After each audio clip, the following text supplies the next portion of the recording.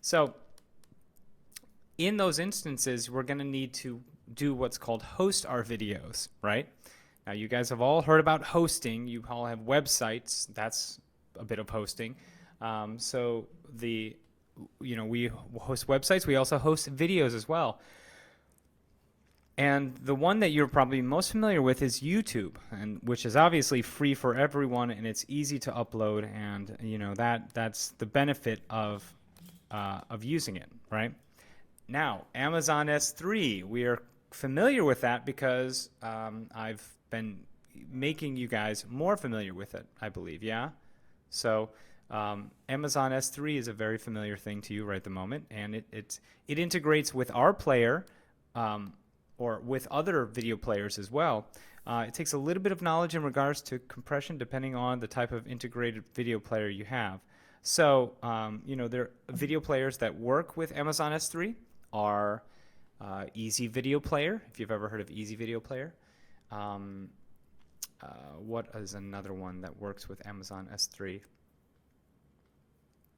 Oh yes, Easy S3 is another one, and then ours.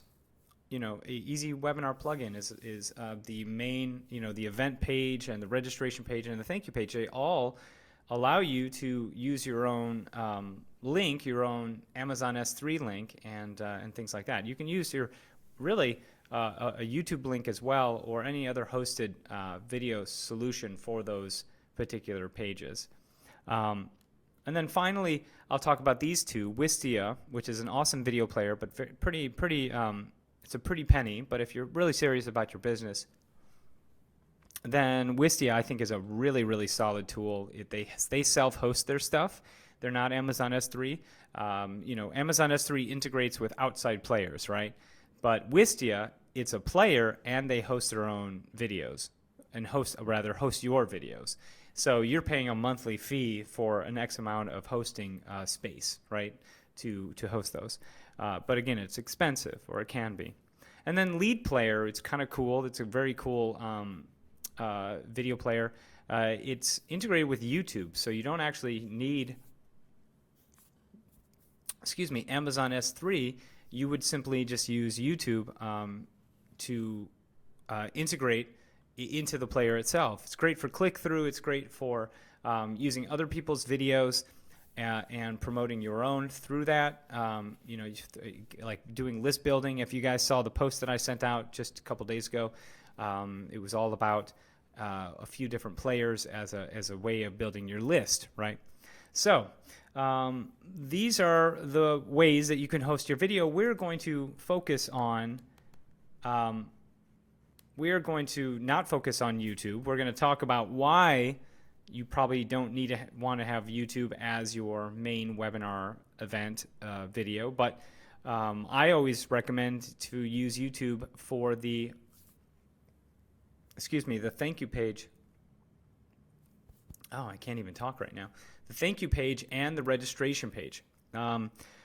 So that's why we're going to talk about, I already talked to you about what Wistia was, and it's about $239 a month for 1 terabyte, right? Premium stuff.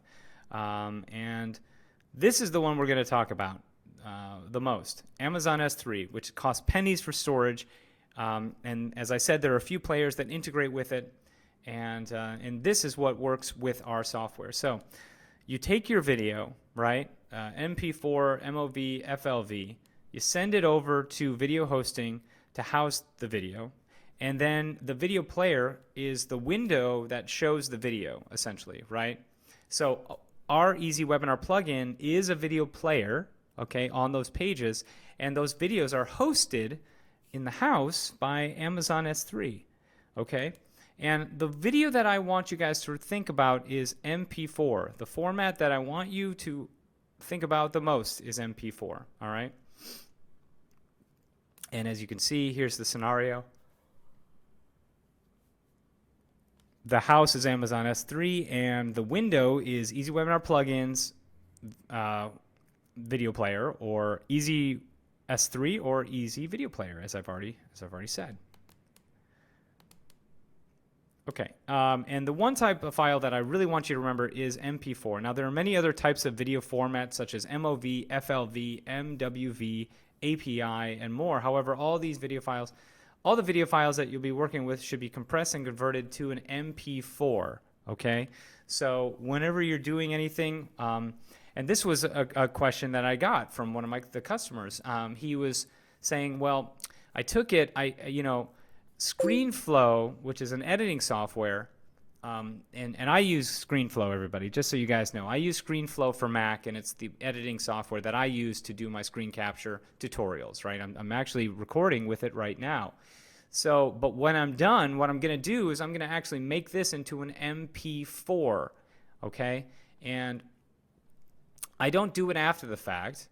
I actually do it right when I'm about to publish it or produce it, or render it, That's when I make it into an MP4. I literally just change the extension to an MP4 when I'm producing the actual video.